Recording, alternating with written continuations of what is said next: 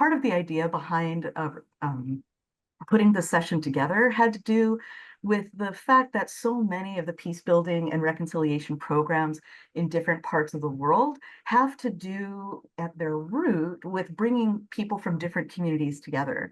And in our field, in psychology, there's a whole host of research on this process of bringing people together, what's known as intergroup contact theory and research.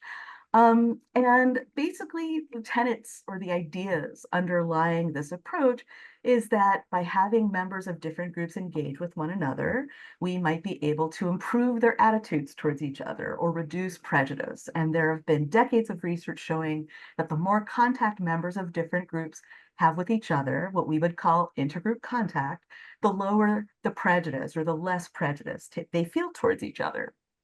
Now, over the last decade or so, people have been really interested in not just looking to see if we can reduce prejudice, but thinking about other outcomes of these types of contact-based programs that might emerge, and particularly in a wider variety of contexts than they've been studied in the past.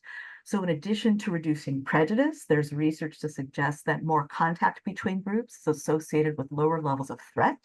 We also find that greater contact between groups tends to help build trust between groups, a greater capacity for empathy across group lines, and also greater belief in the value and support for social integration. At the same time, as we think about the research that's been done, we have to recognize that there are many barriers to bringing groups together, whether these are born from segregation, where people from different communities live in different areas, violent conflict that might produce lots of hostility between the groups or amplify feelings of threat, inequality, where some groups have greater access to resources relative to others, or instability, where people are living under precarious conditions and are likely to have heightened feelings of uncertainty that might give them pause in trying to reach across group lines to get to know people who are different from them. So any combination of these factors, as you all know from your work in peace building, can present barriers to achieving the outcomes that we desire to see from contact types of programs. I also just wanted to have us speak a little bit about when, during the cycle of a conflict, it might be more or less effective to think about using contact as a strategy to try to improve relations between groups or reduce prejudice and threat and build trust and empathy.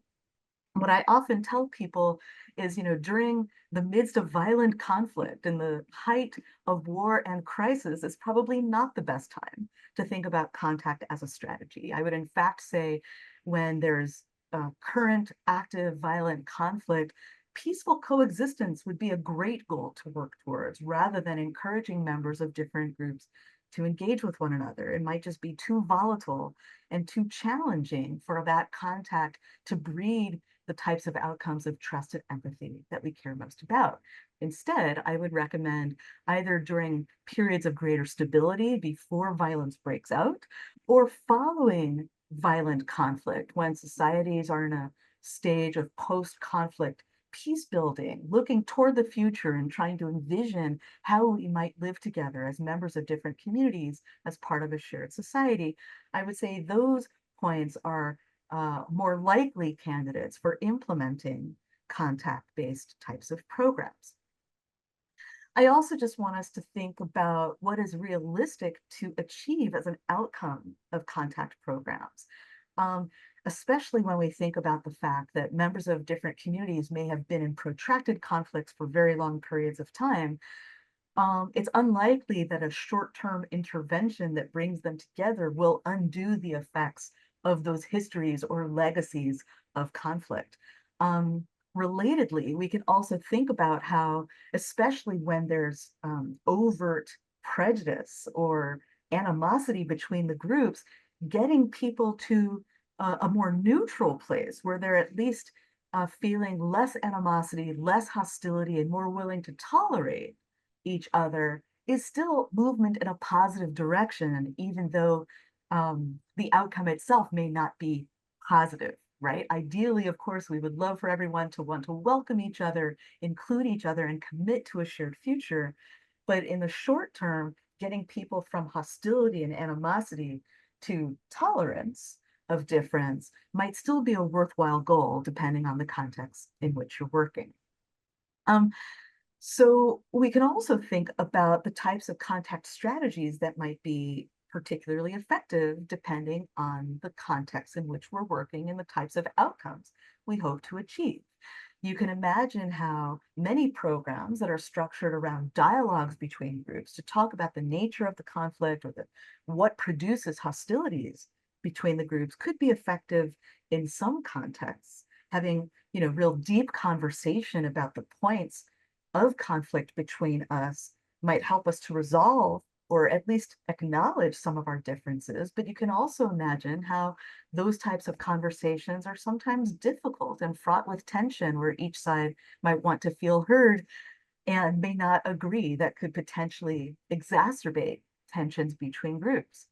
So another strategy that some might want to consider is having groups engage with one another, but not talking explicitly about the nature of the conflict, instead having them work together toward common goals that have been identified in the local area or in their communities, things that they can work toward together where both sides are contributing to making their local community a better place to live.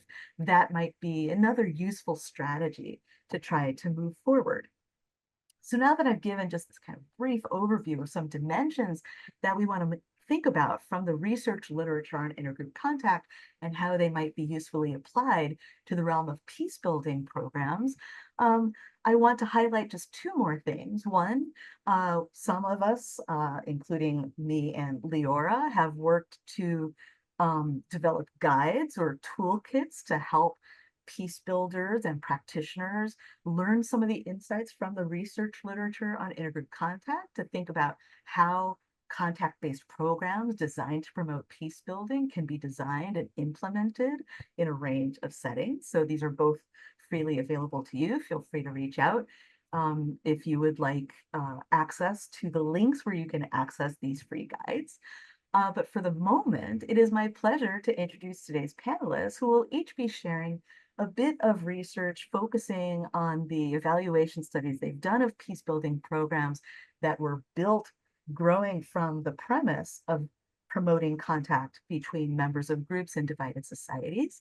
And so I'll go ahead and introduce all three speakers, and then each will have an opportunity to present for approximately 10 minutes, and then we'll have plenty of time for questions and discussion once the panelists have completed their remarks. So first, it's my pleasure to introduce Leora Morhaim. She's a fourth-year student, PhD student in the Psychology of Peace and Violence program at the University of Massachusetts. She received her bachelor's degree in psychology and international relations from Brown University and her master's degree in conflict mediation at the University of Barcelona. She's broadly interested in investigating the behavioral underpinnings of social and political conflicts and finding interventions informed by social psychology to improve intergroup relations. Then Brooke will give some remarks. Brooke Burrows is an assistant professor of psychology at Appalachian State University. Her research specializes in social change processes such as collective action, conflict resolution interventions, and transformative politics. She was awarded a National Science Foundation graduate fellowship for examining how public recounting of suffering can lead to processes of meaning making and empowerment with downstream consequences for conflict outcomes. And over the last decade, she has developed curricula related to social identities and justice, and she has collaborated with international and domestic organizations as well as government partners using a mixture of quantitative and qualitative methods. And last but certainly not least, Danielle will be speaking. She's a senior lecturer in the School of Psychology at Queen's University Belfast. Her research focuses on intergroup relations, intergroup conflict, and social change in divided societies, with grounding from social psychological theories of social identity and intergroup conflict and contact. As an applied researcher, she uses these concepts to examine intergroup dynamics within real-world contexts, including school-based initiatives to bridge divisions in Northern Ireland and shared education projects in the former Republic of Macedonia, Bosnia Herzegovina, Croatia, and Kosovo. We are so fortunate to have all three of these speakers with us today. And first up, I will invite Leora to offer her remarks. Leora, feel free, go ahead. Thank you, Linda, for the introductions. Hello, everyone. I'm Leora. So today I'm going to present this research on examining beliefs about reconciliation and social integration in Kosovo, which also looks at testing effects of intergroup contacts among ethnic Albanians and ethnic Serbs in Kosovo. Yes. Next slide. Next slide. Yes, thanks. So to begin with, I want to give you a little bit of information about the research context. So Kosovo is this tiny country between Albania and Serbia in the Balkan region. And there has been territorial disputes dating back to the 14th century between Albanians and Serbs. And these disputes continue. These disputes continue throughout the 20th century, like after the Balkan Wars, and it continues through the World Wars. And in the 90s, where there's a lot of conflicts in the Balkan region, there's also a war between the Serbian military and Albanian-led Kosovo Liberation Army, which leads to ethnic cleansing of Albanians, where thousands of Albanians have died and were forced to leave their homes. And as a result of this war, ethnic Serbs also became targets of abduction, murder, and arson. So in 2008, Kosovo declared independence, but disputes about statehood still continue because Serbs perceive Kosovo as their own country, and then Albanians also perceive Kosovo as their own country. So now, in the state of Kosovo, Albanians are the majority and Serbs are the minority, and it's a complicated relationship because historically, Albanians are considered the victims of the ethnic cleansing and Serbs are the perpetrators. But now, because Serbs are the minority, they also face discrimination in the country and they have fears of revenge and maltreatment by Albanians. And the other barrier is that there's residential and school segregation. And it's hard to integrate, especially in education, because there's language barriers. So these ethnic groups have different languages. And regular tensions still continue, especially in northern Kosovo, where Serbs predominantly reside. And past research has also shown that there's no sense of shared ownership of the territory or shared national identity, which makes it more difficult to have reconciliation between these two ethnic groups in Kosovo. Yes. Next slide.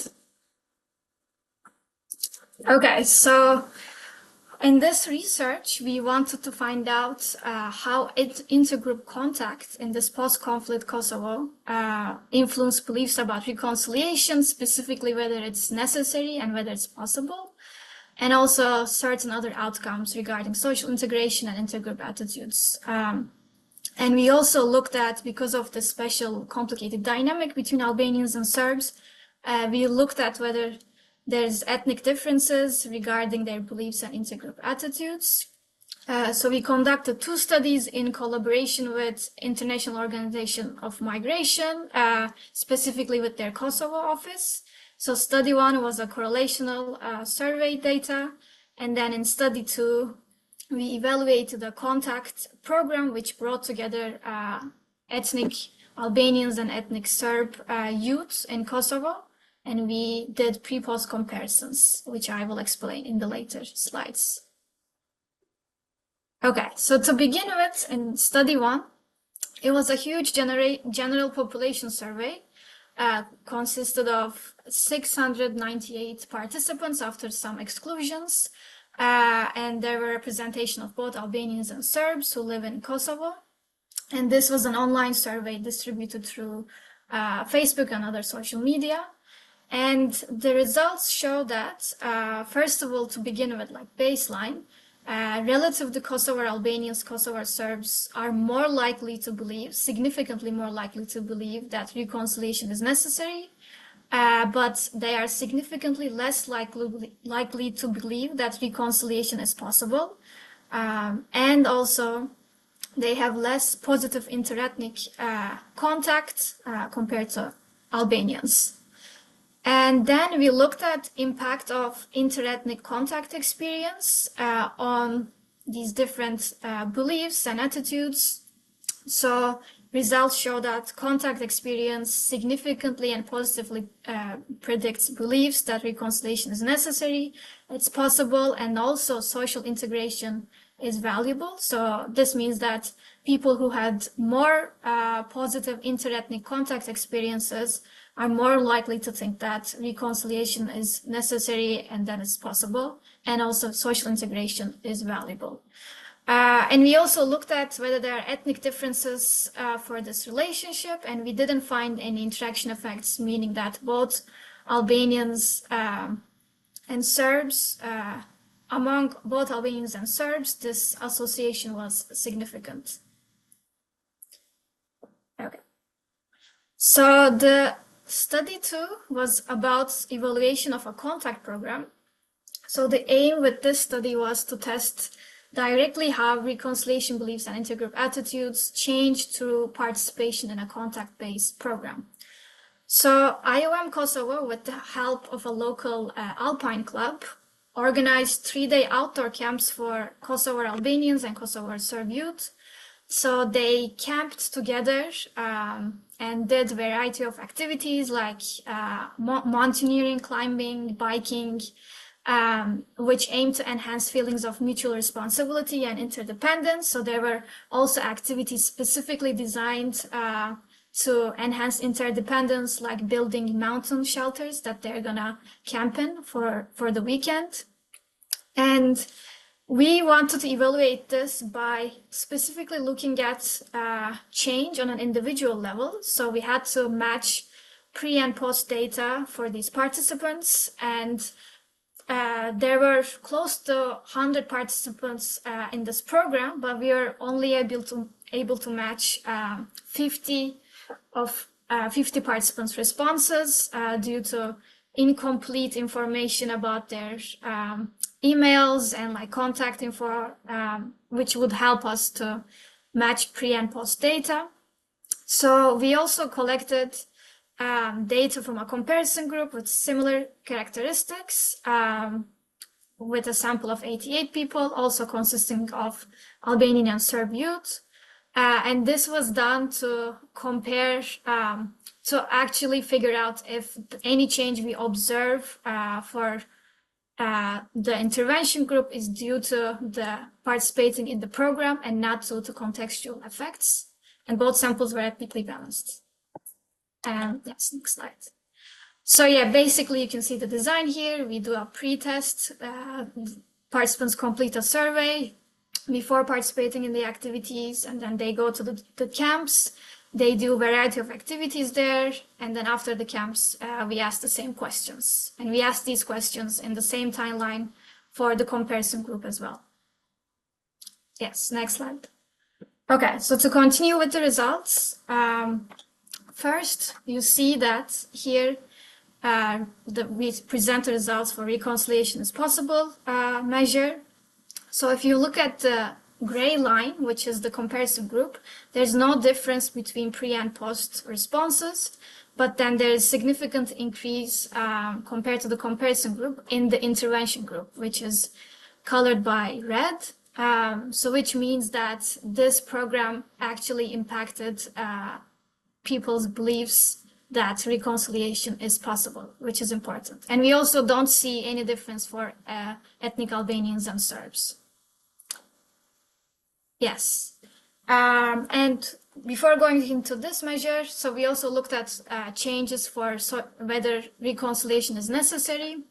And we didn't see any pre-post differences, mainly because even in the pre-measure, majority of the people thought that reconciliation is necessary. So due to a ceiling effect, we didn't observe any significant change pre and post for the intervention, both for intervention and comparison group.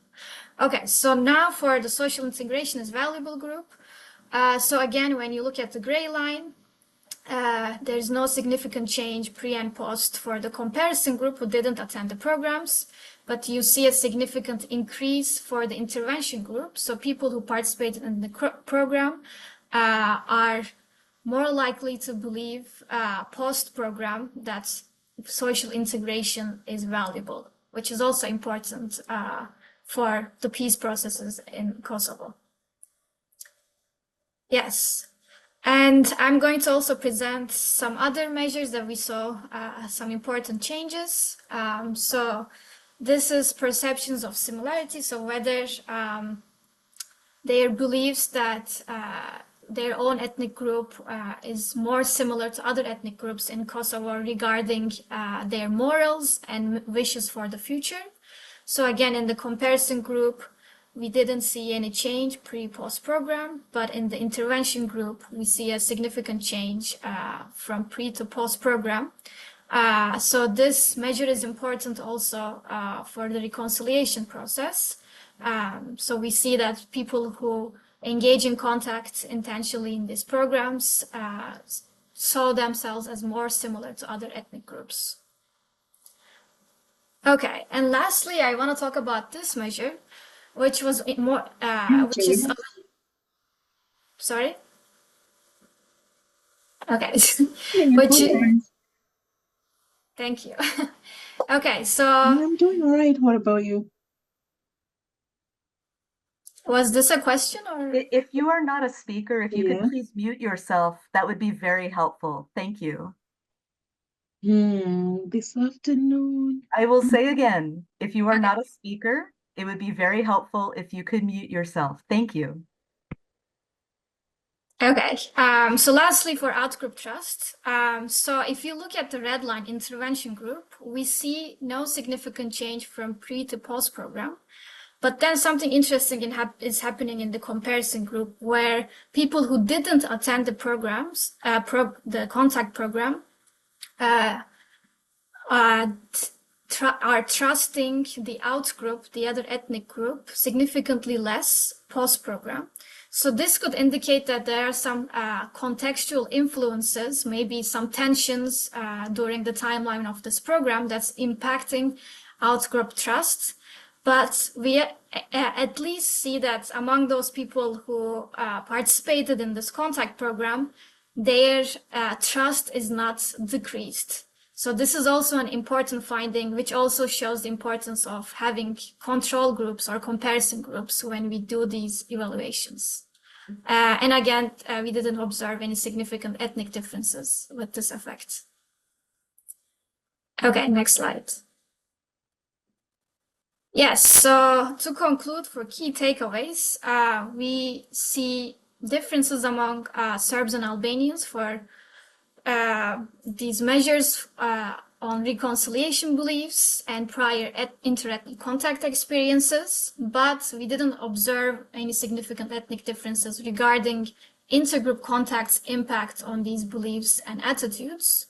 And we also saw that prior contact experience significantly predicted beliefs about reconciliation and social integration. And especially in study 2, we see that the contact program increased beliefs in the possibility of reconciliation and value of social integration among both Serbs and Albanian youth. And we also see that perceptions of similarity increased due to this program, and it prevented the decrease of trust compared to those who did not attend the program.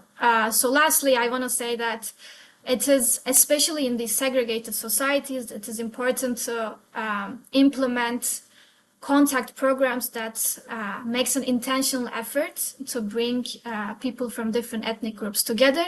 And it's also important to scientifically evaluate these programs, especially having comparison and control groups to accurately test the effect of intergroup contact on various intergroup attitudes and beliefs.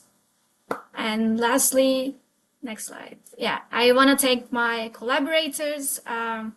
So my advisor, Dr. Linda Tropp, and Dr.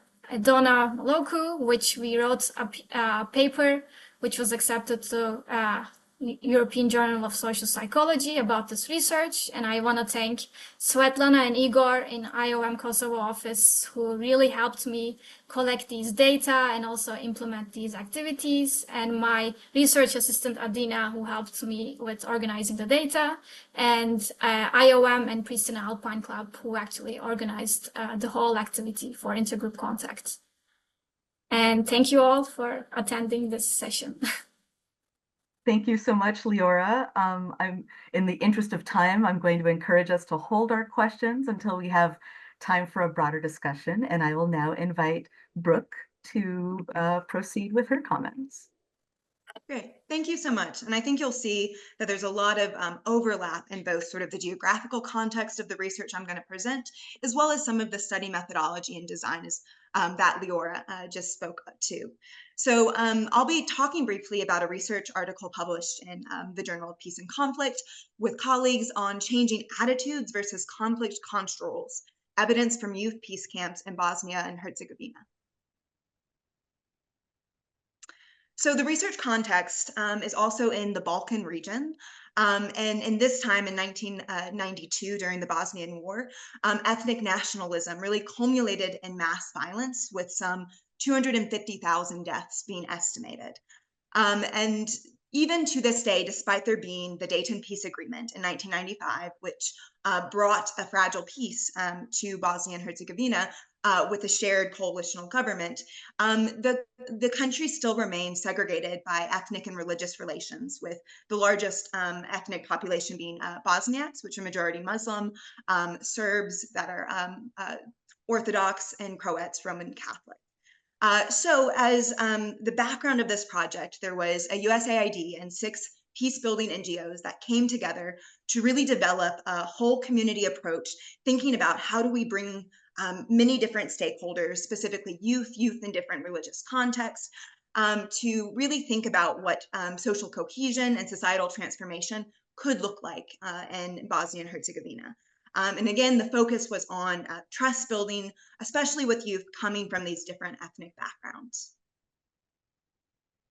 So the focus of this research paper, done with my colleagues, Linda Tropp, Trisha Derone, and Sabrina Zahajat-Clancy, was really thinking about how intergroup contact, specifically in this context of a post-conflict setting, influences individual attitudes. That's normally what much of intergroup contact is looked at, things like prejudice reduction.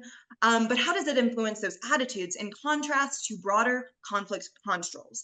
And so conflict construals here meaning really the way in which the different ethnic groups perceive each other in relation to one another, sort of the ways in which these groups relate. We were also really interested and had the opportunity with our data to look at to examine the question if an extended, more intensive contact-based experience could lend itself to greater influence at either those individual attitude levels or the construal levels. And we looked at this similar as Laura presented in her study through correlational survey data, and then pre-post comparisons actually in the context of youth camps that were run. So in the first study, we really were just looking correlationally at the relationship between positive intergroup contact and attitudes and construal measures. So this was taken from 8 different locations in Bosnia and Herzegovina, where human rights workshops were presented to young youth coming from these different ethnic identities, really focusing on group identity and prejudice. I think there were about 177 participants total, of which 122 were able to actually complete the initial survey. This included a median age of about 18 and had about a little less than 50% of the participants identifying as Bosniaks, another 42 as Serbs, and about 7% as Croats. So our measures, we were looking at positive contact, and that was thinking about friendly interactions as well as being treated fairly and respected. But one of the, I think, important and interesting things about the survey data is we let the participants identify for themselves another, to indicate a group in Bosnia and Herzegovina, where they felt that there was difficult ethnic relations between their in-group and that out-group. In our paper, we actually give descriptively what the different responses were. And what we found is that on these attitudes, the individual attitudes, things like trust, closeness, how distant or close do you feel to this different ethnic outgroup, empathy, humanization, thinking about, is this other outgroup as moral as my group, and even willingness to interact, that that positive intergroup contact was positively associated with these attitudes. And you can see that zooming in on the sort of highlighted green p-values, which indicates their statistical significance. Lastly, on this slide, you can see, though, that this was not true for our measure of conflict control. So we also asked people to think about their perceptions of the ethnic outgroup that they identified. Was this ethnic outgroup more enemy or ally, competition or cooperative, in conflict or in harmony? And here we can see that the frequency of positive intergroup contact was not significantly associated with those conflict constructs. So to summarize this first study, we did find that the frequency of positive contact was significantly correlated with positive intergroup attitudes. This is a pretty long-standing finding in a lot of the intergroup contact literature. However, what we were really interested to is this conflict control, or is contact actually changing the way in which people position the different groups in their mind, and sort of the enemy versus ally perspective. And this was not significantly correlated. So study one set the stage for study two, was also used a bit as recruitment for youth who then engaged in peace camps. So we had two cohorts of peace camps that we were examining. The first one happened before COVID-19, which is important to note here because it allowed for an additional 5-day peace caravan following the peace camp. This was not able to be recreated in the second cohort, which took place during COVID-19. So we were able to compare and contrast the actual length of the peace camp with this extended caravan. So in the peace camps, youth engaged in workshop discussions about conflict analysis, peace and nonviolent communication.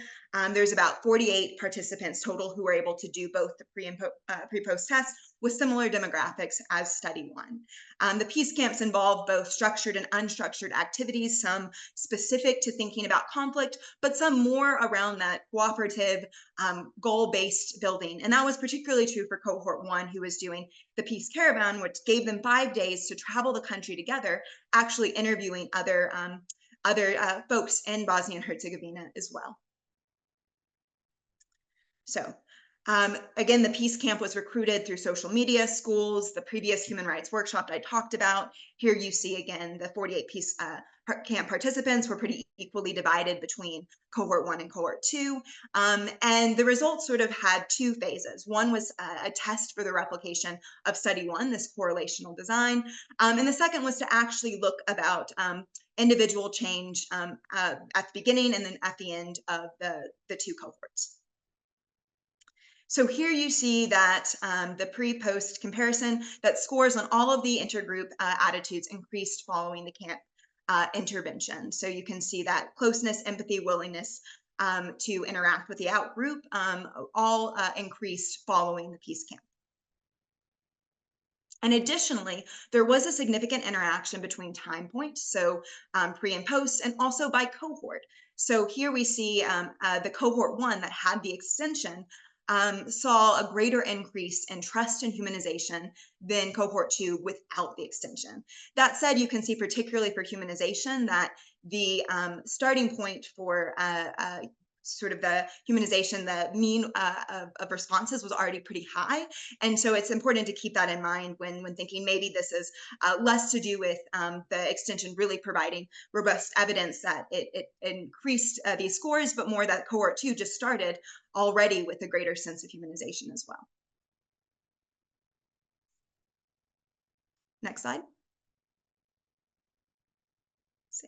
So summaries of studies 1 and 2, and you'll see little check marks as come up as I talk. So in both studies 1 and 2, we saw that there was a frequency of positive contact that was significantly correlated with positive intergroup attitudes. This study 2, we looked at correlations in the pre-stage of both cohorts and saw the same, really exact same correlational findings where contact was significantly positively correlated with closeness, empathy, humanization, and willingness as well. That said, in both study 1 and study 2, the frequency of positive contact was not significantly correlated with conflict construals in both studies.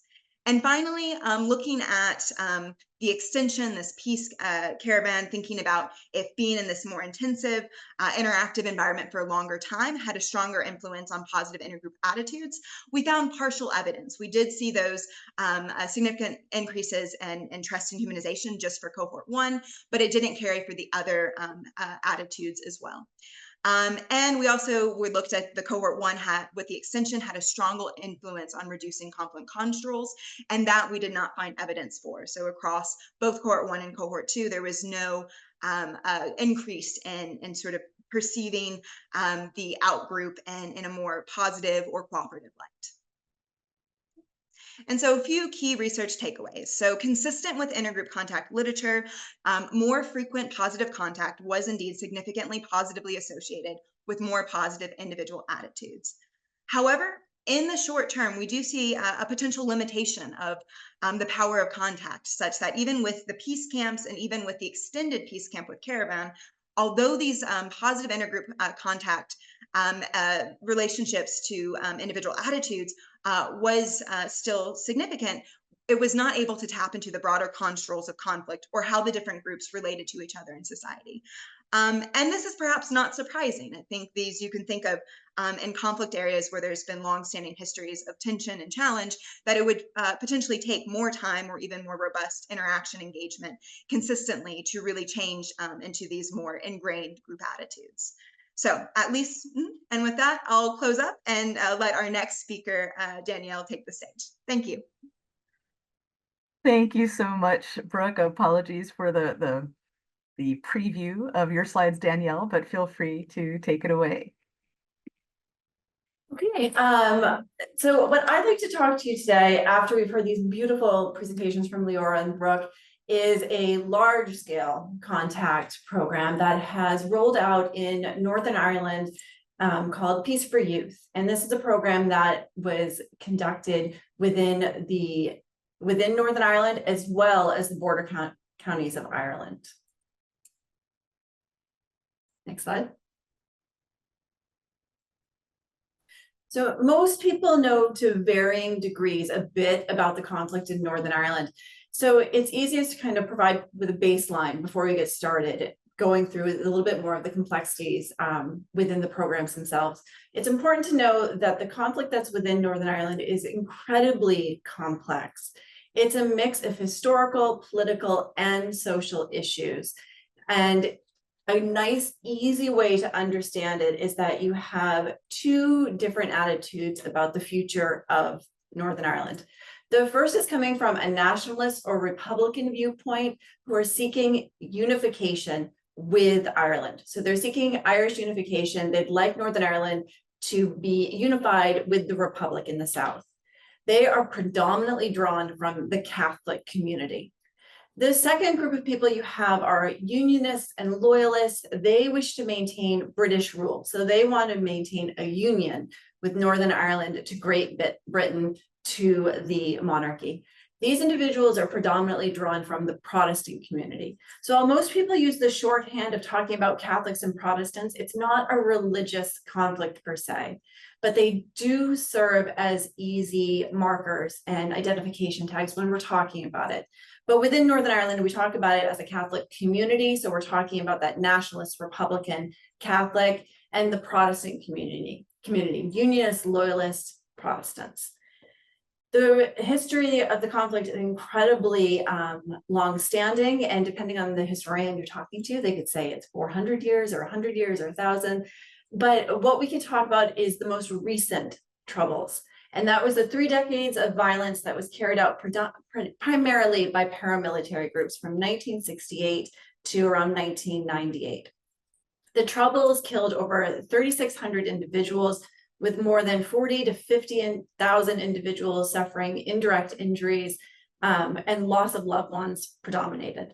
Northern Ireland is a very small geographical region of less than 2 million individuals. So when we say 3,600 were killed, that isn't a strong enough understanding of how widespread the conflict was for individuals. Within Northern Ireland, you could easily find any individual on the street who has had either a direct experience with violence due to the Troubles, or indirect within their family or within their very close-knit community. So it's a far-reaching conflict that has touched just about everyone here. The conflict itself came to an end with the 1998 peace agreements, the Good Friday Agreement. And just prior to that, in 1994, we saw the ceasefires of the paramilitary organizations. Through the course of the peace-building process, the European Union has been heavily involved in helping to support peace and reconciliation across the region. So just following the 1994 ceasefires, the EU stepped in 1995 with the EU peace programming. And this was designed, again, to support peace and reconciliation, not just in Northern Ireland, but those border regions, or those 6 border counties within the Republic. It was designed to promote economic and social stability, and it supported projects that fostered this reconciliation and community cohesion. And they had a key driver to address the legacy of the conflict so that they could see community development and peace building initiatives moving forward. So since its launch in 1995, it's gone through a number of different phases, from Peace 1 all the way now to Peace Plus. But what is really important to note here is the level of investment that the EU has had within Northern Ireland.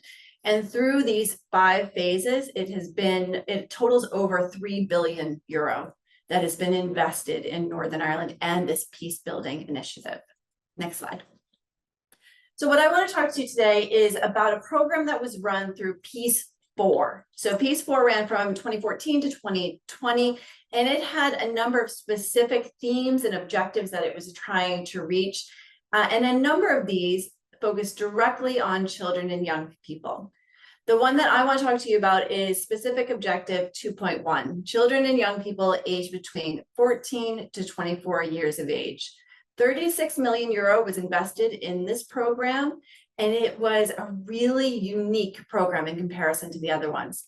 This one focused very tightly on a specific niche of young people in Northern Ireland. Not just 14 to 24-year-olds, but those individuals who are considered to be the most disadvantaged, excluded, and marginalized from broader society. They had deep social, emotional, and good relations needs. They were usually disengaged, not just from the peace process, but from their wider communities. They were also not in education, training, or employment. To put it simply, these individuals were at risk, not just of engaging in antisocial and violent or disabling activity. They were also at risk for being the victims of paramilitary attacks. So paramilitaries kind of prey on these young people specifically, either to recruit them or victimize them. So it was a very niche group of young people that this objective focused on. Next slide. So this program, specific objective 2.1, is not a very catchy title. It was switched over to what's called Peace for Youth. And Peace for Youth, the investment that went into this was for cross-community, contact-based initiatives. So when we say cross-community, we're talking about bringing together members from the Catholic community and the Protestant community within an intervention. The hope was that these programs would support a 50-50 ratio of Catholics and Protestants, or at least a 40-40-20. So 40% Catholic, 40% Protestant, and 20% other. That other group could be individuals who are recent immigrants over, or those individuals from mixed marriages, or those who have disengaged from the 2 different community backgrounds. But we're looking for a fairly even split that are coming into these programs. The programs were long-standing, so they were between 6 and 9 months, and they were quite intensive. So they included a minimum contact hour of 12 hours per week. So the young people were invested heavily within the programs themselves. They were not only in it for the long haul for the 6 to 9 months, but they were showing up every day to be involved in these interventions. The interventions that were funded were asked to be young person centered with a professional youth development focus. So they were very youth worker centered with the children at the heart of these programs. In total, 11 projects were funded, and they were granted a wide leeway of what they did within their program activity, but they were asked to show distance traveled on 3 major outcome indicators: good relations, personal development, and citizenship. Within that, they were allowed to do a number of different things, but there were a number of sub-indicators within each of these 3 outcome areas. The project ran over 2 phases. The first phase was a bit of a tester phase where they ran it for 1 year. They had 1,600 young people come in. And at the conclusion of that year, if an impact evaluation suggested that there was improvement, it was funded for an additional 4 years subsequently. So you saw each of the programs bringing kids in for 6 to 9 months. They would leave, a new set would come in, and that was going on and on for a 4-year period. Phase 1, I said, had the 1,600 kids. Phase 2 had over 6,000 children that went through this program. Next slide. So we were asked at Queen's University to come in to conduct the impact evaluation for this program. So we were asked to design and test the intervention logic so that they could form a view of whether the program was effective and if it was a worthy investment of funds and money. We came in and used a mixed methods approach, collecting both primary data and using secondary data sources. We did quantitative methods, qualitative methods, so interviews, focus groups, surveys. And we wanted to test the theory of change that they had developed. They anticipated that young people came into this program, they would experience the cross-community element, they would engage in these different youth-centered focused activities over the 6 to 9 months, and they should see change on those outcome indicators. So we were asked to look at the output indicators, what were the recruitment targets, completion rates, and those outcome indicators of good relations, personal development, citizenship, and some of the result indicators about what was happening at a wider society. What I want to focus on today is just the participant longitudinal surveys that were conducted. In these surveys, we had young people complete a kind of extensive survey at pre-intervention, or at least in the first week, sometime mid-intervention. So depending on whether it was a 6 or 9 month intervention, that would either be around 3 months, 4.5 months, and then a post-intervention. So in that very final week, looking to see if we could measure distance traveled across of these numerous indicators, and to look at some of the underpinning factors that may be impacting whether that distance traveled was apparent or not. Yes, so I want to focus right on those surveys. So the question we had was, do Peace for Youth participants report a significant positive distance traveled on a number of these output indicators? Now, I indicated that we were looking at good relations, personal development, citizenship, and within each of these major outcome indicators, there were a number of sub-indicators. I want to focus on 6 for today. The analysis that we conducted was a latent growth curve model. We used this approach to examine where the young people started and then how they changed over time and what that change over time looked like. So did young people start at their baseline and then just stay consistent? Did they change in a linear fashion, or was there a pop from time 1 to time 2 and then just kind of plateaued out? So we're looking for what's the nature of that change. So the very first one that we looked at was just experiences of intergroup contact. How often are you engaged in contact with somebody from the other community? It's okay. And what we found here was there was a linear increase, which is fantastic. So that means from baseline at time 1 to time 2 to time 3, it's consistently growing over that 6 to 9 months. It wasn't just that it popped from baseline to time 1, but it kept growing as the program continued, okay?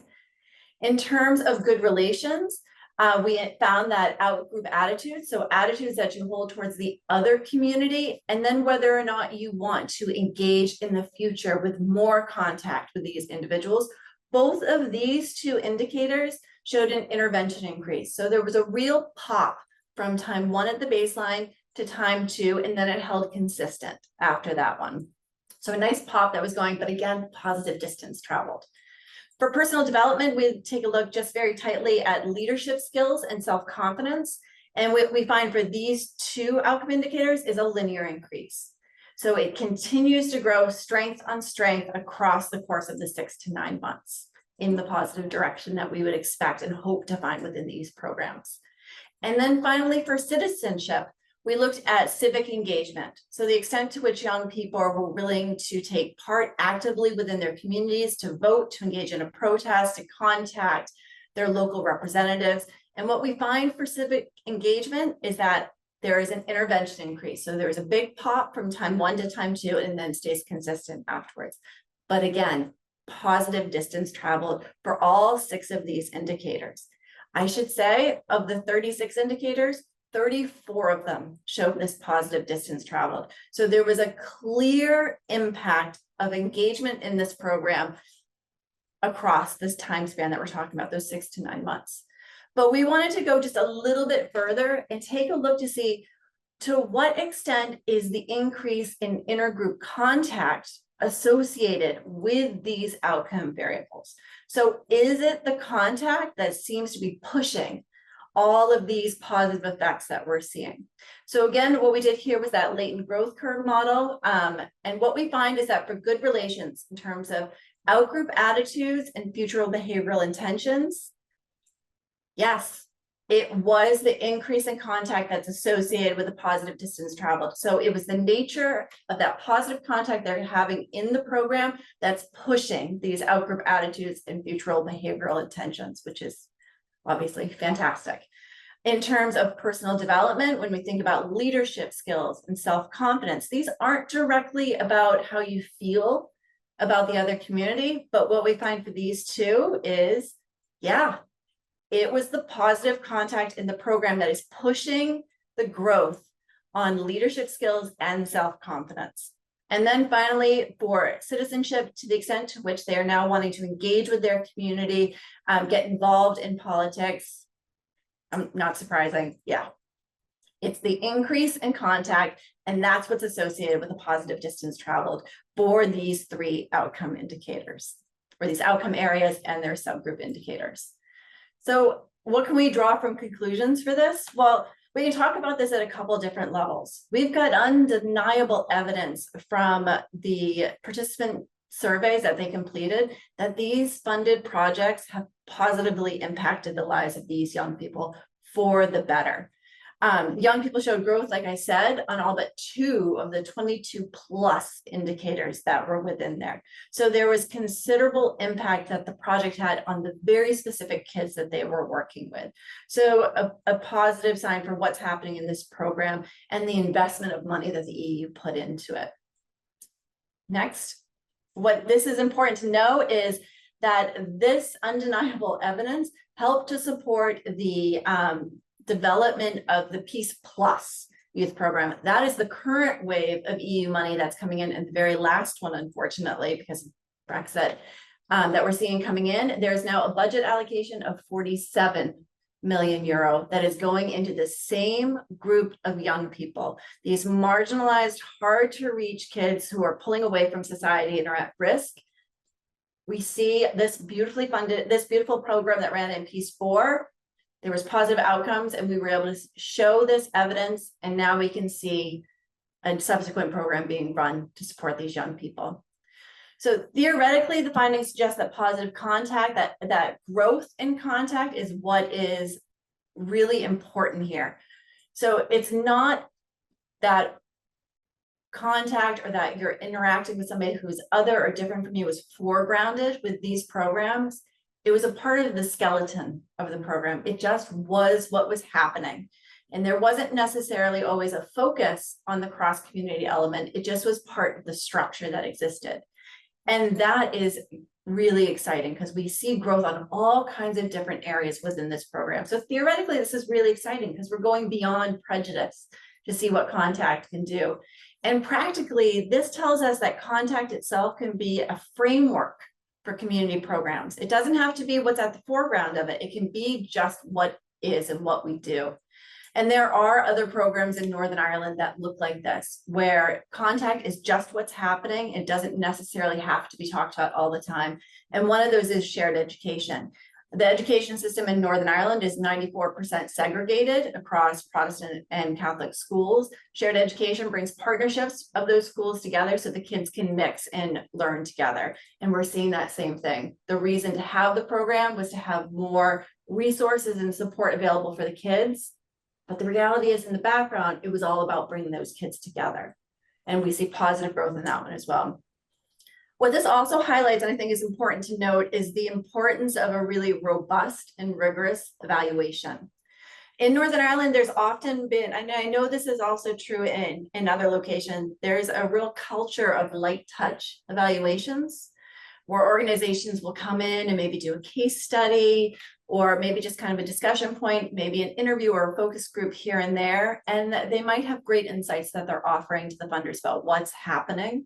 What this evaluation was able to do was take a theory-driven approach and look at the real logic of the program. What was the theory of change that they predicted, and go in and rigorously test it with a mixed methods approach. And that allows us to do more than just give a kind of a black box answer that change happened, but we can talk about not just that change happened, but why that change happened and what might have been limiting the change from happening, so they can go on to either fund new programs or develop bespoke or make adjustments to those programs to make them more effective in the long run. So what this to us really says is that these theory-driven evaluations can look beyond just whether change occurred, but get into some of those processes that are happening behind it. And I just want to close, next slide, by saying thank you to the 11 amazing funded projects that went into this. The Queen's team, we didn't do anything other than make a good survey, really. So what we've always told the funders is all we've been is a clean mirror for them to see what these youth workers were doing on the ground. Before, they might have had an evaluation to say in a murky way what was going on, but we were able to have that mirror to show them cleanly they're doing amazing work. You need to fund them. And then the last little slide was just if anybody wants to look more into the program itself, because yes, our work is great, but the program is what really needs to be the focus of. You can get more information at the QR code that's up there. And that's it.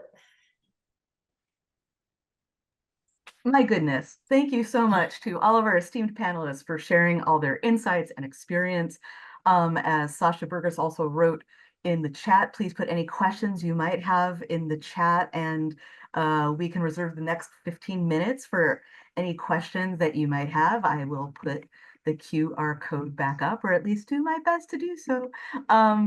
It might take a moment for my screen to share once more, just know that. But yeah, I also just wanted to encourage folks to post any additional questions they might have in the chat. And while you are posting whatever questions you might have, I just wanted to take a moment to ask our panelists, from listening to each other's presentations, what further insights do you have about peace building programs with youth that are based in contact and bringing groups together? What do you think some of the strengths or some of the pitfalls might be? Any thoughts that you care to share just to get the conversation started, and then hopefully other people attending the session will feel free to contribute their questions as well.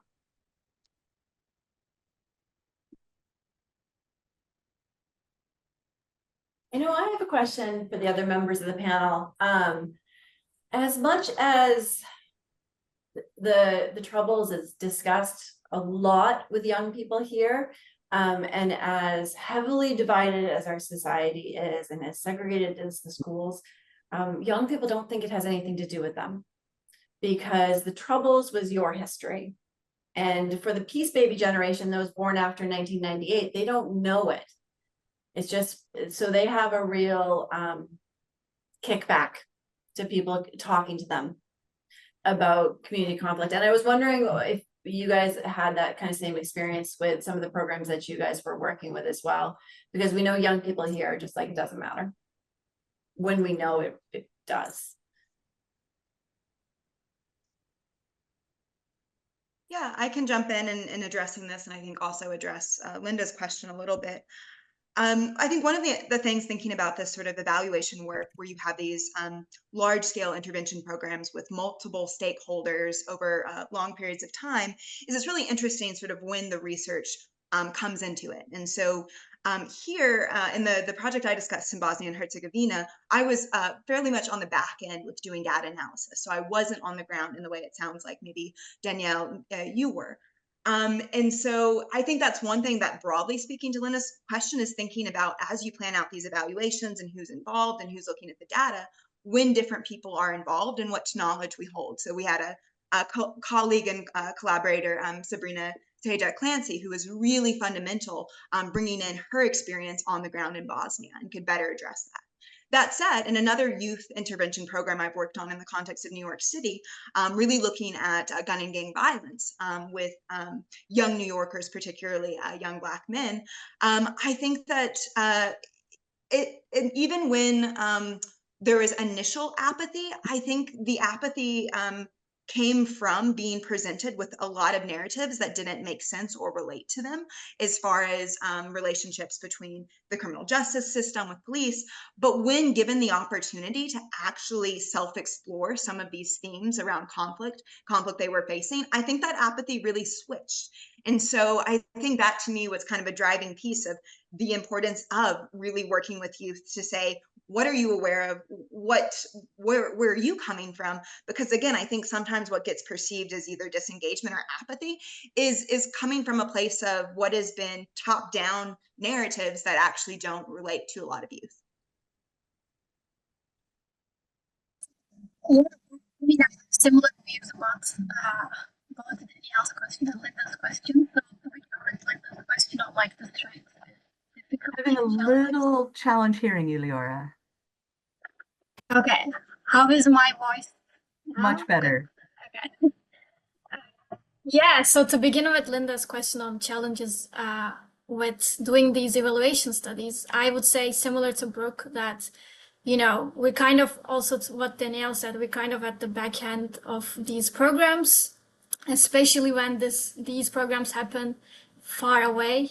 So then the communication between those on the field and those on the background who are not collecting the data, analyzing the data becomes difficult. And especially when you want to, you know, as I said, like match pre and post data, you rely on some kind of identifiable information. And when there's no information there, like or accurate information, it becomes harder for us to accurately assess the individual change. But also, you know, these things can be improved. I think once you know what the challenges are, like, and you begin with these things in mind, then you get more hands-on on the data collection process, like from the start on, which makes things easier. And to get on to Danielle's question, I don't know too much about this, but I know that in the survey we used, we also asked questions on like how difficult it is for you to talk about the war, the current relations between ethnic Serbs and ethnic Albanians. And I have to check again, but my assessment was that for youth also it was difficult for them to engage in conversation about these political things like concerning the conflict.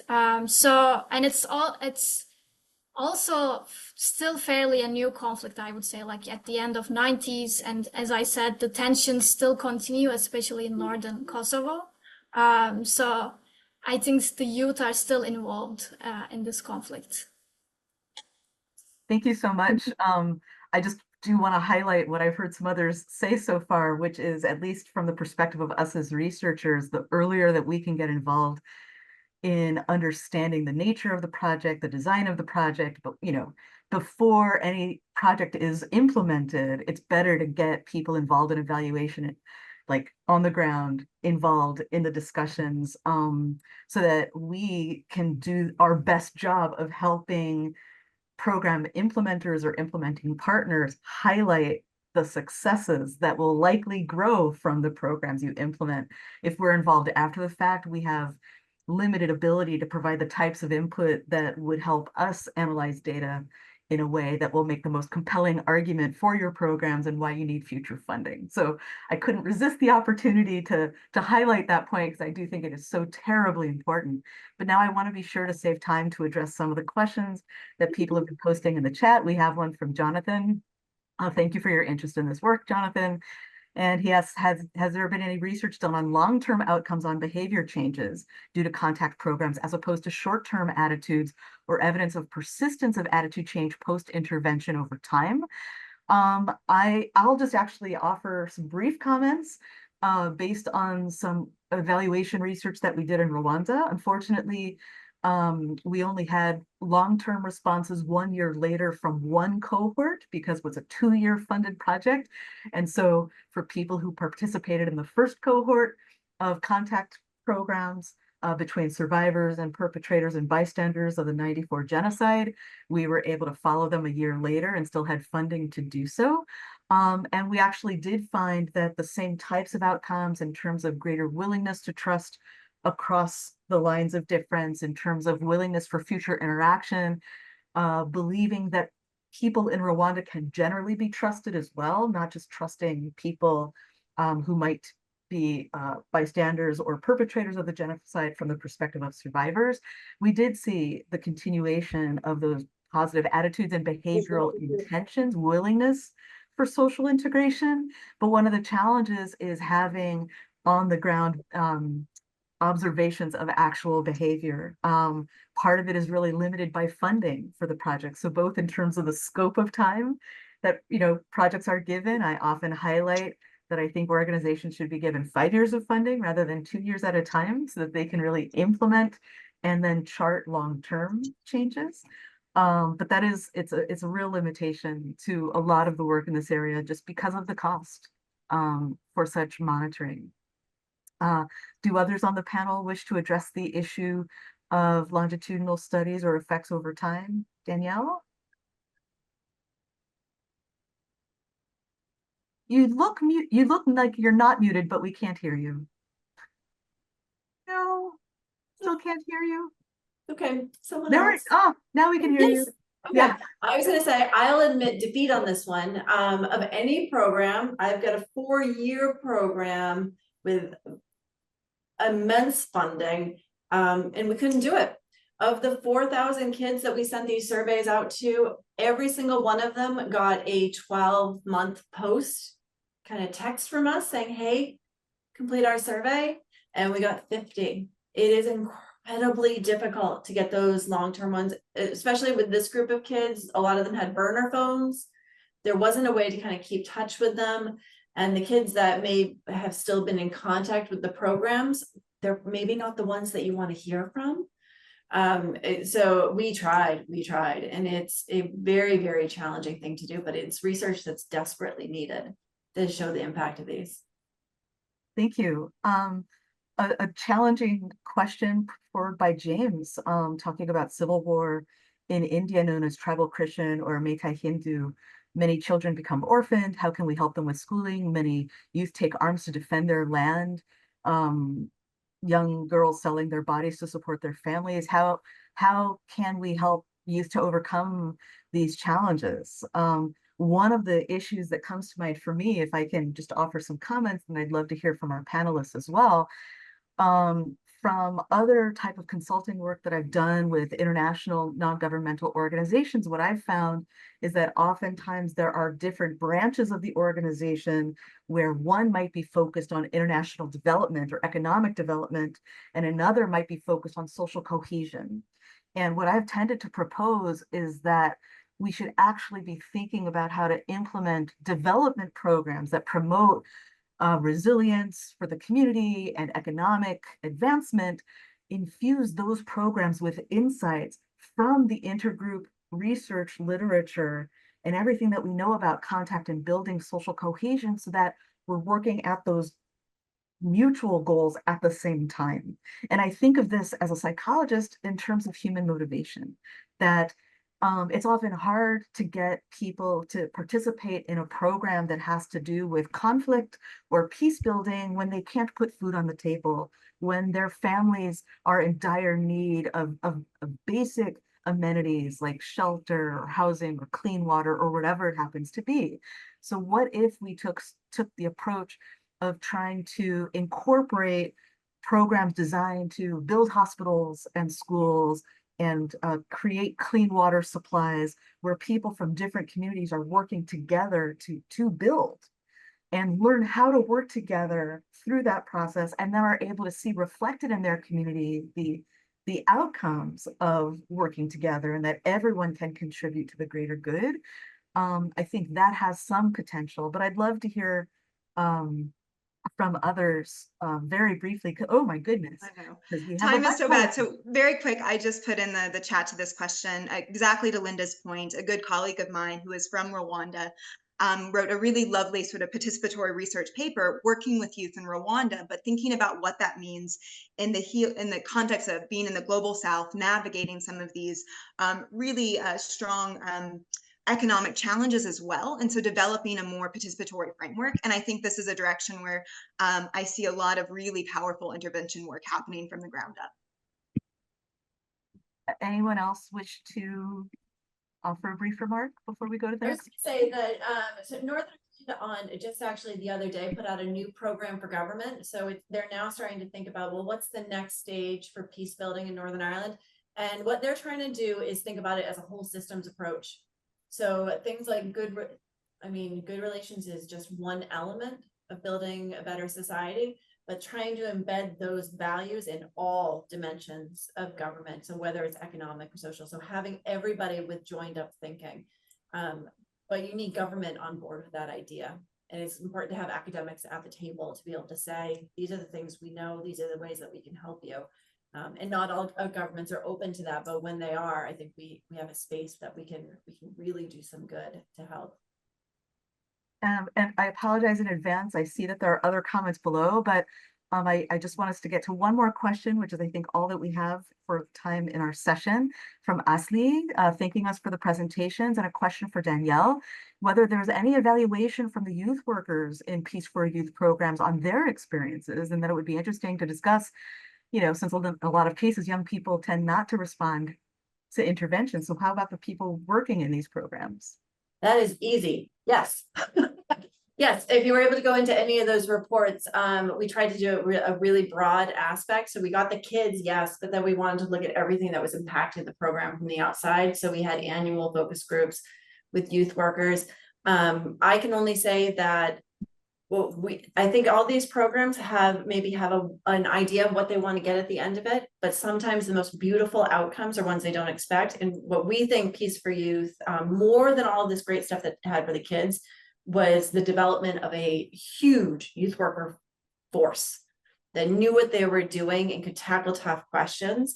So it was a beautiful outcome that these youth workers were highly developed and highly skilled by the end of the program. Thank you so much for that. And my apologies. I think we are now out of time, but we really appreciate everyone's attention. Thanks again virtually to our esteemed panelists and to our AFP volunteer for helping to facilitate this session. Hope everyone has found the session useful, and please feel free to reach out to any of us if you have additional questions about our work in this area. Take good care, everybody.